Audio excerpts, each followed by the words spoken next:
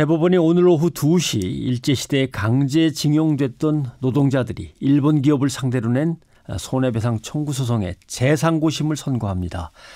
이 사건은 양승태 전 대법원장 시절에 재판거래 의혹을 받고 있는 대표적인 사건입니다. 그래서 오늘 판결에 주목하게 되는 거죠. 5년 넘게 심리를 대법원이 미뤄왔는데 오늘 어떤 결론을 내릴지 피해자들을 대변해서 소송을 진행해온 대한변협의 일제피해자 인권특별위원회 위원장을 맡고 있는 최봉태 변호사를 이 자리에 모셨습니다. 변호사님 어서 오십시오. 네, 안녕하십니까. 네, 이런 시간에 이렇게 나와주셔서 고맙습니다. 오늘 판결 일단 제대로 받아들여질 것 같습니까? 그렇죠. 이건 뭐 법대로만 하면은 저희들은 뭐 큰 문제가 없으리라고 그렇게 생각을 하고 있습니다. 네, 일본 기업에게 배상하라고 명령을 내릴 것이다. 지금 이게 지금 이 일제 피해자 문제, 그러니까 일본 위안 문제라든지 강제동원 피해자 문제가 해결되고 안 된 핵심적인 이유는 뭐냐면은요. 예. 지금 일본 정부나 기업이 자국의 사법부 판단을 존중하지 않아서 지금 이 문제가 해결이 되고 있지 않다. 그렇게 보시면 됩니다. 이게 무슨 말이냐 하면은요.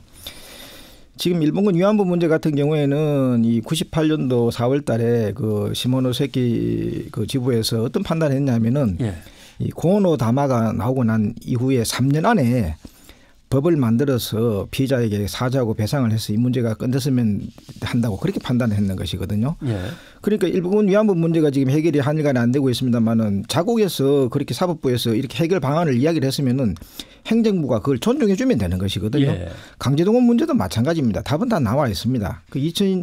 대표적으로 2007년도 4월 달에 그 일본 최고재판소에서 나오는 판결인데 그거는 뭐냐면은 그 샌프란시스코 강화조약의 틀 안에서 이루어진 전후 처리가 가지고 있는 법적 의미가 뭐냐 하면은 이 소권만이 소멸됐다는 거거든요. 그러니까 실제적으로 청구권이 살아있으니까 자발적으로 구제를 해주면 좋겠다는 게 일본 최고재판소 판례입니다. 그러면은 일본 정부나 기업들이 이 자국의 최고재판소 판결 취지를 존중해 가지고 행정부가 사법 판단을 존중해가 이 문제를 해결하면은 이게 진즉 해결이 되었을 문제이고 한국에서 이번에 판결이 나올 필요도 없는 그런 경우죠. 예, 소권이라는 건 재판을 요청할 수 있는 권리만 없는 거지 청구권은 그대로 다 살아 있는 것이다 이렇게 되는 건가요? 그렇죠. 그래서 이거는 법리적으로만 그런 것이 아니고요. 지금 실질적으로도 보면은 우리 일제 시대 때 그 한센병 피해자라고 했습니다. 한센병 피해자 같은 경우는 일본에서 법을 통해 가지고 1억 가까이 그래 보상을 했지 않습니까? 그리고 또 원폭 피해자들 한인국인 원폭 피해자 같은 경우는 같은 일제 시대 때 피해지만 지금 달달이 지금 구제금을 지금 지급을 하고 있지 않습니까? 그런데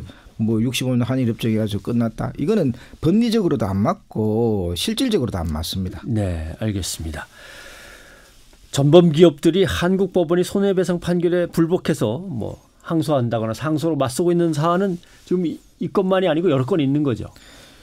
그래서 지금 이게 일본 기업들이 지금 예를 들면 이게 신일철 같은 회사들 같은 경우에도 전에 우리 대법원 판결이 나기 전에 어떻게 이야기했냐면은 한국 대법원에서 판결이 나면은 그것은 존중해 줄 수밖에 없지 않느냐 이렇게 입장을 밝히니까 이런 입장을 뒤집으려고 한 사람이 누구냐면 일본 외무성이거든요. 외무성에서 너 함부로 한국 대법원 판결 나면 따르지 마라 이렇게 지금 발목을 잡기 때문에 해결이 안 되는 것이고요. 또 신일본제철 같은 경우에는 그 일본에서도 한국인 피해자들하고 화해를 한 적이 있습니다. 그래서 일본 법정에서도 화해를 한 기업이 한국에서 이렇게 판결까지 가게 된 것은 일본 제철 입장에서도 바람직하지는 않은 걸로 생각하고 있을 겁니다. 알겠습니다.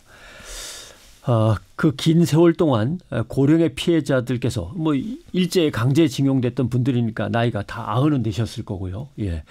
일부는 또 세상을 자꾸 이제 떠나셔서 남은 분이 도대체 몇 분인지 지금 이거 파악은 잘 안 되겠죠? 그렇죠. 지금 저희들이 국가적 차원에서 진상조사를 한 게 일제강제동원 피해 진상규명위원회라고 해가지고 지금 전국적으로 신고를 받아서 한 23만 명 정도가 이제 그 당시에 신고를 하셨는데 이 생존자가 그 당시에 이제 숫자가 있었지만은 그 사이도 많이 돌아가시기 때문에 지금 정확하게는 다시 또 조사를 해봐야 될 상황입니다. 아까 잠깐 나왔던 얘기가 이번 재판에 4명이 피해자로 제소를 하셨는데 그중에 3분이 벌써 돌아가셨다. 이순식 할아버님 혼자 살아 계시는 겁니다. 오늘 고령의 피해자들 중에서 그래도 아직 인터뷰가 가능하신 생존자 한 분을 잠깐 좀 인터뷰로 음성을 좀 들어보려고 합니다. 양금덕 어르신인데요. 어떤 심경으로 오늘 선고를 기다리고 계신지 직접 얘기를 들어보시죠. 그것만 73년 차요. 응? 사죄하고 또 우리가 보상받고 그래야지 죽기 전에 좋은 소식도 못 듣고 죽었기에 그것이 걱정이요. 양 멋이라는 사람이 박근혜하고 해방을 쳤다면서요. 그 사람이요, 노인들이 90이 다 넘어갔고 어눌레를 하고 있는데 좋은 소식이나 하이나 올까 기다렸고 이렇게 했는데 해방을 쳐서 기가 좋은 일이 뭐 있겠어. 네. 73년 차란 얘기는 억울함을 풀기 위해서 기다려온 세월을 말씀하시는 것 같습니다. 그렇죠. 이 문제가 진작 해결이 되었어야 했었죠. 예. 지금 이게 이분들이 젊었을 때 이 문제가 해결이 되었더라면 좋았을 텐데 이렇게 늦어진 것이 저희들은 근본적인 이 문제 배경이 이게 일본의 그 사법부 그리고 법치주의가 약하기 때문에 발생한 현상이다 이렇게 보고 있습니다. 네. 혹시 지금 이제 5년을 끌어왔다고 이 사건만 해도 지금 얘기가 나왔습니다만은 재판관의 의혹이 검찰 수사가 진행 중이냐 뭐 함부로 말할 수는 없습니다만은 정황은 사실 어느 정도는 드러났기 때문에 재판 거래가 없었다면 이 소송은 이미 어떻게 끝났을 것이다, 전개가 됐을 것이다 예측할 수 있을까요? 그렇죠. 이제 2012년도 5월달에 이제 대부분에서 한번 판단을 했었고 예. 이제 원심 파기되어 가지고 2013년도에 이제 그 고등법원에서 이제 그 금액까지 확정하는 판결을 했기 때문에 이런 사건에 대해 가지고 새로운 쟁점이 없는 이상은 그 2013년 당시에 모든 것이 최종적으로 끝이 나야 될 그런 사건이었죠. 그래서 지금 저희들이 보기에는 이 우리 외교부가 지금 아까도 말씀드린 것처럼 이 일제 피해자 문제가 해결되고 있지 않는 것은 그 일본의 그 외무성이 자국의 판결을 존중하지 않는 것이 가장 큰 원인이고요. 그다음 원인이 뭐냐면은 한국 외교부가 우리 한국 법원의 판단을 존중하지 있지 않아서 그걸 조장을 하고 있습니다. 그래서 이 양국 사법부의 판단을 행정부가 무시하고 있는 것 때문에 이 문제가 해결이 안 되는 것이지 법리적으로 봐서는 이거는 다 정리가 되었다고 봐야 되고 거의 대표적으로 한국에는 법률가 체계대 입장으로 대한변협이라는 단체가 있습니다. 그리고 또 일본에는 변호사들이 다 가입되어 있는 일본 변호사 연합회라서 일변연이라고 있습니다. 그 대한변협과 일본 변호사 연합회가 오랜 기간에 여러 가지 법리적인 검토를 해가지고 해결책을 낸 것이 2010년도 12월 달에 해결을 다 책을 내어놨거든요. 공동성명으로 발표를 했는데 양국의 최대 법률가 단체에서 해결책을 내었으면 그에 따라서 행정부가 이게 존중해 줘가지고 이 문제를 법대로 해결하자 이렇게 했으면은 이게 2010년도에 해결돼야 될 문제입니다. 이게 해결 안 되니까 나온 것이 2012년도 5월 달에 우리 대법원 판결이었다고 이렇게 보시는 게 정확합니다. 네, 알겠습니다. 2012년 대법원은 틀림없이 피해자들에게 불리하게 판결했던 1심, 2심 판결을 다 깨고 원심으로 돌려보내서 다시 하라고 했던 거죠. 그렇죠. 예. 그런데 그것이 이제 부산고법, 서울고법에서 5년 넘게 이제 질질 끌다가.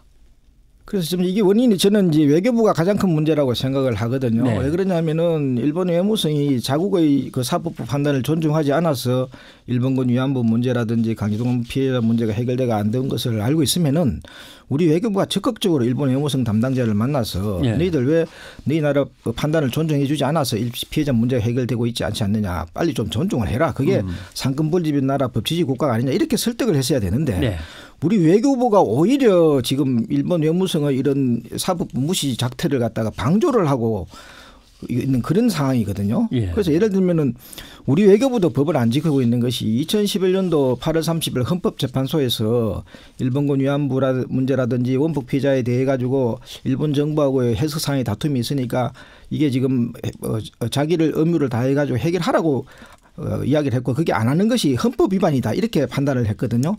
그럼에도 불구하고 지금 7년이 넘도록 우리 외교부가 지금 헌법재판소 결정을 무시한 위헌 상태를 조장하고 있지 않습니까? 그래서 제가 얼마 전에도 국정감사에 나가서 지금 외교부 장관님과 차관님 앞에서 당신들 왜 이렇게 법을 지키지 않느냐. 사법부 판단을 존중하지 않으면은 탄핵 사유가 된다. 박근혜 대통령이 탄핵된 것이 헌법을 위반하고 해서 그래서 탄핵된 건 당신들이 누구보다 잘 보면서도 왜 우리나라 헌법재판소 결정을 무시하고 지금 7년이 넘게 일본 정부하고 자기 의무를 다하지 않느냐. 이렇게 강하게 촉구한 바도 있습니다. 네. 2011년 헌법재판소가 분명히 정부는 일본하고 외교적 해결 등 노력을 빨리 해라라고 판단했고 그걸 안 한다면 위헌이다. 그렇죠. 이렇게 판단했단 말씀이죠. 2011년도 8월 30일 날 지금 청구권 협정의 해석과 둘러싼 양국 사이에 해석상의 다툼이 있는 경우에는 이 청구권 협정 제3조의 절차에 따라서 해결하도록 되어 있거든요. 그래 그 절차를 한국 정부와 일본 정부를 상대로 해가지고 그 촉구를 했었으면은 이 법대로 해결이 되었을 건데 지금 이걸 그런 법대로 해결할 절차를 거치지 않고 정치적으로 외교적으로 이렇게 하려고 하다 보니까 이렇게 꼬이고 지금 그런 상황입니다. 우리 정부가 기본적으로 갖고 있는 생각은 그럼 1965년에 그 굴욕적인 한일 청구권 협정으로 인해서 손해배상 청구권을 소멸했다는 거에 대해서 아직도 묶여 있는 건가요? 지금 이게 우리가 65년 당시에 한일협정을 맺을 때 이게 외교라는 것이 법논일만은 되고 아니고 힘의 관계가 작용을 하니까 우리가 지금 일본을 상대로 해서 사죄 배상을 요구를 했던 것은 사실입니다만은 문제는 일본이 거기에 응하지 않았는 것이거든요. 그래서 지금 경제협력이라는 형태로 해가지고 지금 이루어졌지만은 이 부분에 대해서 우리 외교부가 국민들한테 우리가 사죄나 배상을 받기 위해 노력을 했는데 일본 정부가 응하지 않았기 때문에 경제협력 형태로 해가지고 처리되었기 때문에 잘못되었다. 그래서 청구권 여러분들이 이 청구권 아직 살아있으니까 나중에라도 통일이 되면은 이 청구권에 대해서 일본을 상대로 정당히 받으실 수 있습니다. 이렇게 이야기를 했어야 했는 것이거든요. 그런데 지금 우리 외교부가 이 65년 당시에 그렇게 굴욕적으로 맺고 난 뒤에는 협상을 잘해서 마치 보상을 받아온 것이냐 이렇게 국민들을 속이는 바람에 이 문제가 해결이 안 되고 있는 겁니다. 그래서 발목이 잡혔다는 거예요. 그런데 지금 일본에서 문제는 일본의 여론인데 일본의 국민들은 또 일본 외무성의 그 선전에 다 넘어가 있는 상황이어서 잘못된 생각을 가지고 있는 일본 국민들이 많거든요. 그래서 지금이라도 65년도 한일협정 문서를 일본이 공개를 시켜야 됩니다. 그래서 일본 국민들이 진실을 알게 해줘야 됩니다. 그래서 일본에서 문서를 공개를 안 하기 때문에 저희들이 일제 피해자들이 일본 법정에 가서 한일협정 문서 공개 소송을 해가지고 지금 일부분은 공개를 시켰습니다만 핵심적인 부분은 아직 공개가 안 되고 있는 상황이거든요. 그래서 일본 국민들이 잘못된 인식을 갖다가 바르기 위해서라도 일본 정부가 지금도 숨기고 있는 문서를 공개를 해서 정확하게 어느 부분이 끝났는지에 대해 가지고 일본 정부와 한국 정부가 명확하게 정리를 해줄 필요가 있습니다. 네, 알겠습니다.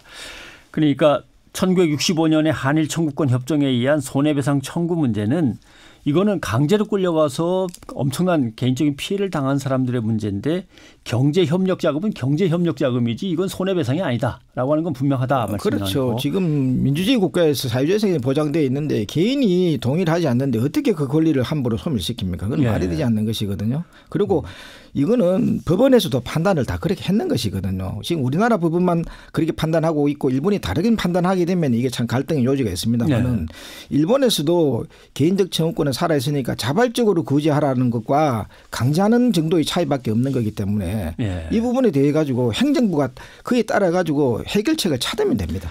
예전에 우리가 참여정부 때 만들었던 위원회인가요? 여기서도 위안부 또 사할린에 억류됐던 동포 원폭 피해자 문제하고 징용 문제자들은 좀 다른 문제 아니냐고 구별을 해놨던 것 같은데 이건 어떻게 해석해야 됩니까? 그래서 그거는 그 당시에 이제 이 강제동원 문제에 대해 가지고는 무상 자금에 반영되었다고 보고 싶다 내지는 그런 취지의 발언이 있는 것은 사실입니다만은 명확한 것은 이게 사할린이라든지 원폭이라든지 일본군 위안부 문제 등 반인도적 불법 행위에 대해 가지고는 해결되지 않았다는 것이거든요. 그러니까 반인도적 불법 행위가 사할린이라든지 원폭이라든지 일본군 위안부만 있는 게 아니거든요. 우키시마 피해자도 있을 수가 있고 비시급 전범 피해자도 있을 거고 이 강제동원 문제 같은 경우에도 이게 지금 이게 반인도적 불법에 해당하는 건가 아니에 대한 건 논란이 좀 있었습니다만은 그 논란을 갖다가 정리해 준 것이 2012년도 5월 24일 판결이다 이런 이야기입니다. 그래서 이 합법적으로 이게 지금 데려간 것이 아니라 우리 헌법 질서에 보면은 그런 부분도 실질적으로는 불법이기 때문에 이 식민지 지배와 직결되는 불법 행위에 대해서는 끝난 것이 아니다 하는 것이니까 2005년도 우리 정부 발표하고 대법원 판결은 일맥상통하다 이렇게 봐야 될 겁니다. 네.